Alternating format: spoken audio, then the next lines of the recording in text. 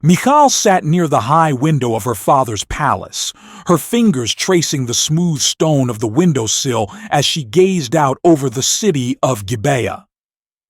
The golden hues of the setting sun stretched over the rooftops, casting long shadows that danced in the evening light. Her heart felt as restless as the wind. Inside the palace, everything was structured, rigid, suffocating. Outside in the streets, life was wild, untamed, and free. She longed for that freedom. But she was a princess, and princesses did not get to choose their own fate. Her father, King Saul, was a man of power and paranoia, a ruler who demanded loyalty but trusted no one. Even his own household felt more like a battlefield than a home. Michal had learned from a young age that in her father's world, love was a weapon, trust was fragile, and loyalty could be broken overnight. And yet her heart had betrayed her, because against all odds, she had fallen in love. With a shepherd, with a warrior, with the man her father hated most, with David. It had started as fascination. David had arrived at the palace as nothing more than a musician, summoned to play his harp whenever her father's moods turned dark and violent. She had watched him from the shadows of the great hall, unnoticed, unimportant, as he plucked melodies that soothed the storm in Saul's soul. But it was not just his music that had captivated her, it was his presence. There was something about him, an ease, a quiet confidence, a strength that did not come from his sword, but from something deeper. He did not shrink in her father's presence. He did not bow too quickly or flatter too eagerly. David was different. And Michal had spent her whole life surrounded by men who were all the same. So she watched, and she listened, and without meaning to, she fell.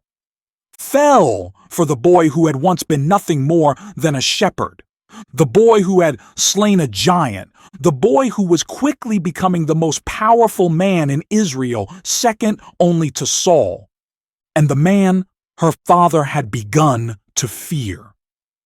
You think too much of him, Michal.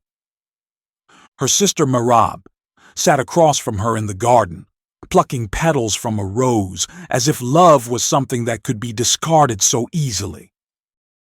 I do not. Merab's lips curled into a knowing smirk. You do, she said, letting the last petal fall to the ground. Do you think he notices you? Do you think he thinks of you at all? Michal's face heated. She had never spoken of her feelings aloud, not to anyone. But Merab saw too much. Father will never allow it, Merab continued, her voice laced with amusement. You are a princess. David is a soldier. He fights for Saul, yes, but he is not one of us.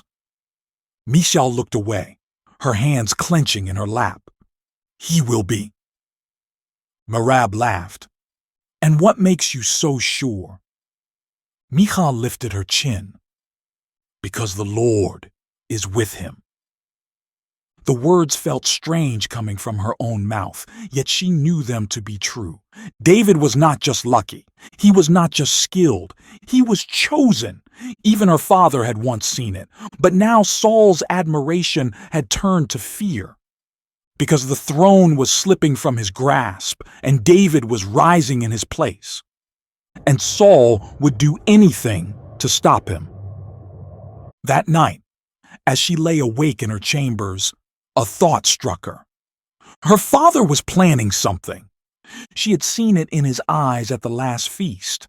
The way he watched David, the way his fingers gripped his spear just a little too tightly. He would not let David take his place. And if Saul had his way, David would not live long enough to try. Michal sat up, her heart pounding. She had always been a pawn in her father's games, a princess, a tool for alliances, a daughter born to serve the ambitions of a king. But for the first time in her life, She wanted to make a choice for herself. David's life was in danger, and if no one else would protect him, she would, even if it meant defying the man she had feared all her life. Even if it meant betraying a king to save the man she loved, she would find a way. Because she was no longer just Saul's daughter. She was David's beloved, and she would fight for him, even if it meant risking everything. The palace halls were dimly lit by torches, their flickering flames casting long shadows along the stone walls. Michal moved quickly, her heart pounding in her chest as she wove through the corridors, careful to keep to the quieter paths. Something was wrong. She had seen it earlier that evening, the look in her father's eyes as he watched David across the banquet table. Saul's fingers had curled around the hilt of his spear, his jaw set with the kind of determination that meant only one thing: David was in danger. And now, Michal had to find him before it was too late. When she reached David's chambers, she didn't bother knocking. She pushed open the heavy wooden door and stepped inside, her breath shallow. David stood by the window, his back to her, his hands resting against the ledge as he looked out over the city. The moonlight bathed him in silver, making him look more like a legend than a man. But Michal knew the truth. David was not invincible, and if he stayed here, he would not live to see the morning. "David," she said, her voice urgent. He turned, surprise flickering across his face. "Michal, what are you doing here so late?" She swallowed hard. There was no time for hesitation. "You have to leave," she said. "Now." David frowned. "Leave? Michal, what are you talking about?" She stepped closer, gripping his arm tightly. "My father," she whispered. "He means to kill you tonight." David stilled. He did not look shocked, did not look afraid, only resigned. "So, it has come to this," he murmured, his gaze flickering toward the door. "Yes," Michal said, her voice tight with emotion. "And if you stay, you will not live to see the morning. You must go. Now." David studied her. "And you?" he asked. "If your father knows, you have helped me." "Let me worry about that," she interrupted. She had already made her choice. "Go, David." David hesitated for only a moment longer before nodding. He trusted her. He always had. And now, his life depended on it. The escape had to be silent. Michal led David to the window, her hands shaking as she secured the rope. "Hurry!" she whispered. David hesitated only once, his eyes meeting hers in the dim light. "I will return for you," he murmured. Michal felt something ache in her chest. "Just go," she whispered, "before it's too late." David nodded, then disappeared into the night. Michal stood at the window watching until he was nothing more than a shadow slipping into the darkness. And then she turned back to face her father's wrath. The door burst open moments later. Saul's men stormed into the chamber, their eyes searching for David. Michal stood tall, her heart racing, but her face carefully blank. "Where is he?" one of the guards demanded. Michal lifted her chin. "He is sick," she said calmly. "He cannot leave his bed." The guards hesitated. Michal stepped aside, motioning toward the figure beneath the covers. A blanket lay over a form that looked like a sleeping man, but they would soon realize the truth.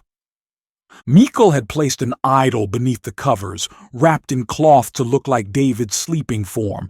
It would buy him enough time. She prayed it would be enough, because if it wasn't, Her father's fury would be unlike anything she had ever known. Michal sat alone in the darkness that night, her hands clasped tightly together, her heart heavy. David was gone, safe. But her place in her father's house was no longer secure. Saul would never trust her again. Her father had lost his son Jonathan to David's loyalty, and now he had lost her as well. But Michal knew one thing. She would choose David again and again, even if it meant losing everything, even if it meant never seeing him again. The halls of the palace felt colder now. Michal sat alone in her chamber, staring at the empty space where David had once stood. The air still carried the faint scent of him, dust, leather, and the faint hint of the wilderness that clung to his skin. But he was gone. She had saved his life, and in doing so, she had lost him. Her father had been furious when the truth had been discovered. The guards had ripped back the blankets, revealing nothing but cloth and an idol beneath them. The lie had only bought David a few hours, but it had been enough. By now, he was far from Gibeah, far from Saul, far from her. Michal clenched her hands into fists. She should have felt relief. Instead, her heart ached. Her father had raged, his face red with fury, his voice echoing through the palace like a storm that could not be calmed. "You have betrayed me," he had roared, his hands shaking with rage. "You have sided with my enemy." Michal had stood her ground. "David is not your enemy," she had said, her voice steady despite the pounding of her heart. Saul's eyes had darkened. "He is a threat to the throne. He seeks to take everything that belongs to me." Michal had wanted to argue, to tell him that David had never asked for this, that he had never sought power, only to serve. But she knew it wouldn't matter, because her father was no longer the man he had once been. Saul's heart had been poisoned by fear, by jealousy, by the slow and steady knowledge that the Lord was no longer with him. And so Michal had been left in the wreckage, a princess in a golden cage, trapped in a house that no longer felt like home, a wife with no husband, a woman with no voice. And for the first time, she wondered if she would ever see David again. The weeks passed like a slow-moving storm, thick with tension and silence. Her father had not forgiven her, but he had not punished her either. No, Saul had something far worse in mind. Michal sat at the edge of her bed, her hands trembling as she listened to the news. "The king has given you to another," the servant said softly, eyes lowered. "You are to be the wife of Palti, son of Laish." Michal felt the world tilt beneath her. "No," she whispered. The servant did not meet her gaze. "It is done." Michal shook her head, anger rising like fire in her chest. "I am David's wife," she spat, "not his." "David is gone," the servant said quietly. And that was the truth Saul was forcing her to accept. David was gone, a fugitive, a man on the run, a husband who would not return for her. Saul had torn them apart, and now he meant to erase David from her life completely. Michal pressed her nails into her palms, willing herself to stay calm, to breathe. Her father had taken everything from her, her home, her freedom, her husband, and now she was being given away, like she was nothing more than a piece in his war. But as she sat there, her heart cold and heavy in her chest, she vowed one thing. She would never forget David. She would never stop loving him, even if he never came back, even if she was forced into another's arms, even if Saul erased his name from the palace. David would always be hers, and she would always be his. Michal stood in the doorway of her new home, a place that would never truly be hers. The walls were smaller, quieter than the palace of her father, yet they felt no less suffocating. Palti, the man who had been given to her as a husband, watched her with careful eyes. He was not cruel, not like her father, not like some men of power who saw their wives as possessions rather than people. No, Palti was gentle, patient, almost sorrowful. He did not touch her, did not rush her. And perhaps in another life, in another story, she could have found comfort in him. But this was not that life, because she was already someone else's. She was David's, and no decree from Saul, no forced marriage, no passage of time would ever change that. The first few nights in her new home were a prison of silence. Palti had done everything he could to make her comfortable. But comfort meant nothing when her heart was trapped in the past. She spent her nights staring at the ceiling, wondering if David was still alive, wondering if he thought of her, wondering if he had moved on. And it was that last thought, the idea that David had forgotten her, that cut the deepest. "You do not have to be my wife," Palti said one evening, his voice hesitant but kind. Michal looked at him, startled by his words.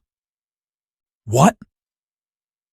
"I know you did not choose this," he said softly, "and I know you still love him." Michal's breath caught in her throat. Palti exhaled, running a hand through his hair. "I am not David," he said, "and I will never be." He looked at her then, his expression unreadable. "But I will not force you to love me." Michal had no answer, because in a way, Palti had given her more kindness than anyone in her life ever had. And yet, it did not matter, because her heart did not belong to him, and it never would. The months passed, then years, and David did not return. News of him traveled through the kingdom in whispers. He had fled to the wilderness. He had gathered men, outcasts, warriors, the desperate and the broken, and made them his own. He had escaped Saul's grasp time and time again. And each time she heard his name, her heart ached just a little more. But she never let herself hope, because hope was dangerous. Hope could break her apart faster than any decree from her father. Hope could destroy her. So she buried it, locked it away, told herself that David would never return for her. And for a time, she believed it, until the day everything changed. The knock at the door came in the middle of the night. Michal sat upright, her breath catching. Palti stirred beside her, groggy with sleep. Then, a voice. "By order of King Ishbosheth, daughter of Saul, you are to return to your rightful husband, David." Michal's world tilted. She barely heard Palti rise, his footsteps hurried as he reached the door, his voice frantic as he argued with the messengers. But it was too late. David had called for her. David, the man she had loved. David, the husband she had waited for. David, who had returned. For a moment, she could not move. For so long, she had convinced herself that he would never come back. And now, she was being pulled from the life she had been forced into, back to the man who had once been hers. But was he still hers? Had he ever been? Did he love her still? Or was she just another piece in the game of kings? Her hands trembled as she stood. Palti turned, his face pale. "You don't have to go," he said, his voice quiet. "I can fight this. I can speak to the king." "No," Michal whispered, her heart pounding, because deep down, she already knew. She would go. She had to. Because whatever awaited her in David's arms, it was still better than this. Michal rode in silence as the horses moved steadily along the road toward Hebron, where David ruled as king. The wind carried dust across the dry landscape, but she barely noticed it. Her thoughts were too heavy, her heart too unsteady. She had once imagined this moment, dreamt of the day when she would finally return to David, when he would reach for her with the same longing she had carried for years. She had told herself that he would remember, that he would still love her. But now, she was no longer sure. She had not seen him in years. He had become a fugitive, a warrior, a ruler, and she had been left behind. Now she was being taken back to him, not by his hand, not by his longing, but by the order of Ishbosheth, the puppet king placed on the throne after Saul's death. David had demanded her return, not because of love, but because she was Saul's daughter, a symbol of his claim to the throne. Nothing more. Michal swallowed hard, forcing herself to stay composed. She had spent years telling herself that David would come for her. Now that he had, she feared that he no longer wanted her at all. As the city gates came into view, Michal felt her chest tighten. She had once walked through these streets as a princess. Now she returned as something far less. The soldiers leading her said nothing as they brought her through the gates. People turned to stare, whispering as she passed. She could feel their judgment, their curiosity, their doubt. Did they know she had been taken from David? Did they believe she had betrayed him by living another life? Or worse, did they simply not care? Her fingers curled into the fabric of her cloak. She would not let them see her break. She had spent too many years suffering in silence to crumble now. She would face David as his equal, as the wife he had once fought for, as the woman he should have never abandoned. And yet as she entered the palace, she could feel the truth pressing down on her. This was not her home. Not anymore. David stood at the far end of the great hall, his presence commanding, his face unreadable. He was different. Gone was the shepherd boy she had once loved. Gone was the man who had once stolen her heart with nothing but his courage and his music. Now, he was a king, a ruler, a man who had built a life without her. For a long moment, he simply looked at her. And Michal waited. Waited for the words she had imagined 1,000 times. Waited for him to say that he had missed her, that he had thought of her, that he had never stopped loving her. But David said nothing. Instead, his gaze swept over her as if he was taking in a possession returned to him, a symbol of his right to rule, something that belonged to him, but not something he cherished, and Michal felt something in her break. He had not brought her back because he loved her. He had brought her back because she was Saul's daughter, because she was a piece of his past that gave him power. And suddenly, she hated herself for believing in him, for believing that she had mattered, for believing that he had once seen her as more than a name, more than a connection to the house of Saul, for believing that he had ever truly loved her at all. That night, as Michal sat alone in her new chambers, she stared at the flickering torchlight on the stone walls, her heart hollow. David had not even asked about her life, had not asked if she had been happy, had not cared that she had spent years waiting for him, only to realize that he had not been waiting for her. She was nothing more than a claim to the throne, a wife in name only. And she knew in that moment that she had never been part of David's future, only his past, and the past was something he had already left behind. The sound of distant laughter echoed through the halls. Michal turned toward the open window, listening. It was David and his wives. The women who had taken her place long before she had ever returned, women who had given him children, who had become his companions, who had taken the space she had once occupied in his heart. And she realized with quiet devastation, she was not David's wife, not anymore. She was just another name in his story. And he had already turned the page. The palace halls were alive with whispers, soft voices carrying the names of women who had replaced Michal in David's life. She had known, of course, had known from the moment she stepped back into David's home that she was no longer the wife she once was. But knowing and feeling it were two different things. Now as she moved through the corridors, unseen and unnoticed, she felt the truth pressing down on her like a weight that could not be lifted. David no longer belonged to her. He belonged to them. She saw Ahinoam first, the mother of David's firstborn son.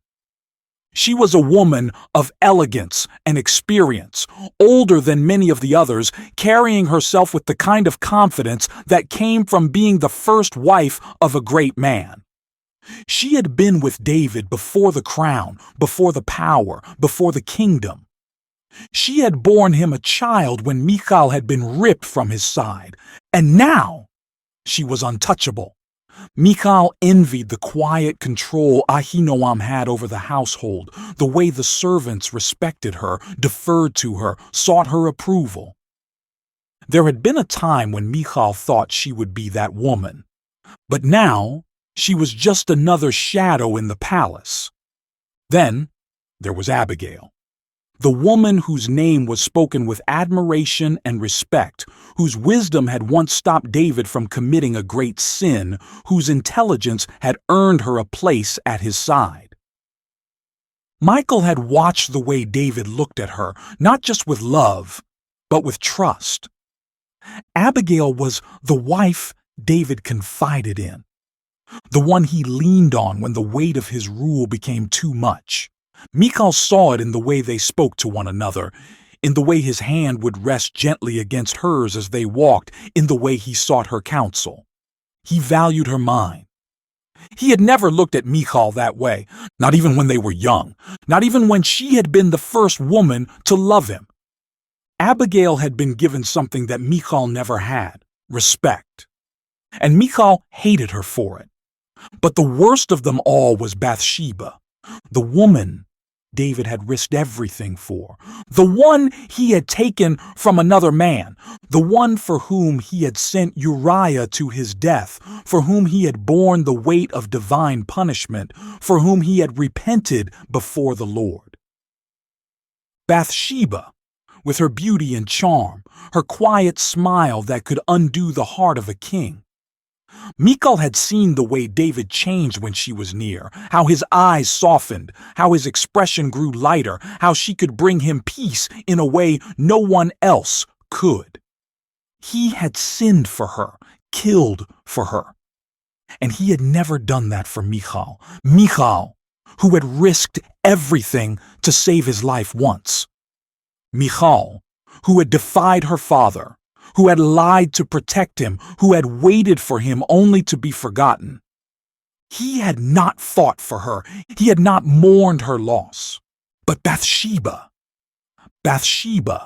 had been his obsession, his downfall, his greatest regret and greatest love all at once. And Michal could not stand it. She could feel herself rotting in her bitterness. She told herself she did not care, that David no longer mattered, that his wives and their children and their futures were no concern of hers. But she knew the truth. She hated them. She hated him. And most of all, she hated herself for still caring, for still wanting to be seen, for still waiting, after all these years, for him to turn to her and remember. But he never would. She had been his first. And she had been the first one he had let go, and now she would be the last one left behind. The laughter of David's children echoed through the halls, the voices of women who had everything she had once dreamed of filling the palace. She could not escape them. She could not escape him. She could not escape the life she had been forced to return to. But the worst part of it all was knowing that David did not even think of her at all. The sound of drums and lyres filled the city streets, a deafening roar of celebration echoing through the palace halls. The people danced and shouted, their voices rising in triumph as they welcomed the Ark of the Covenant into Jerusalem. David was at the center of it all. Michal stood at the window of her chamber, watching. She had seen David lead men into battle, had seen him command armies with unwavering strength, had seen him wield a sword with the confidence of a warrior destined to rule. But never, not in all the years she had known him, had she seen him like this. Dancing. Spinning in the streets, his robe cast aside, his body moving with reckless joy, his heart abandoned in worship. There was no royal dignity in him now, no caution, no restraint. Only David, stripped of his title, stripped of his pride, stripped of everything that made him a king, reduced to nothing but a man before his God.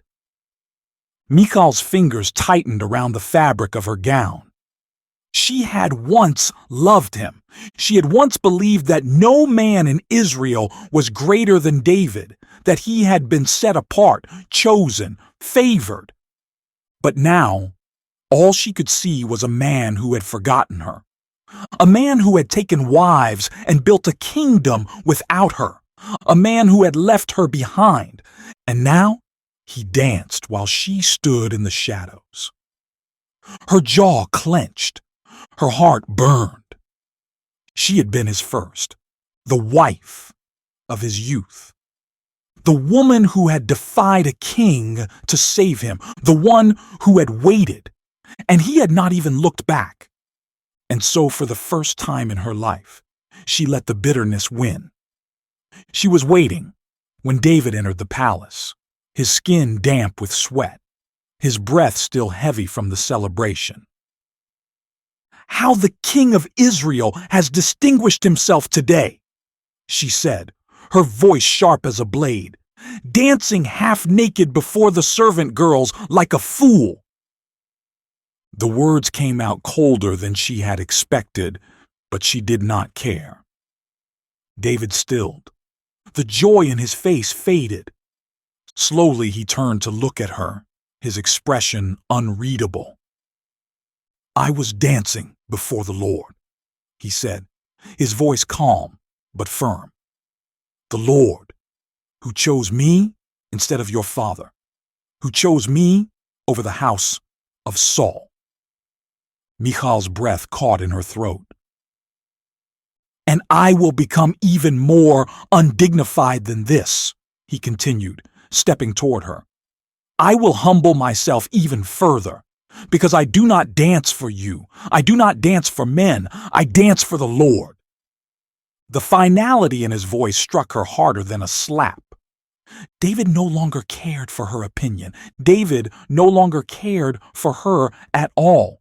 She had mocked him, hoping for a reaction, hoping for something, anger, frustration, anything that would prove that she still mattered to him.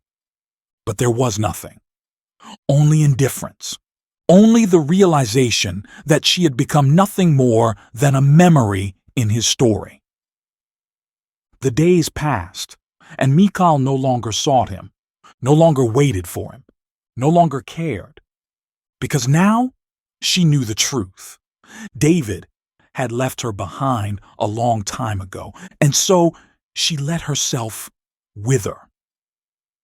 The years came and went, but no children filled her arms, no love warmed her heart, no legacy remained for her to carry. She had once been a queen. Now she was a ghost in her own home.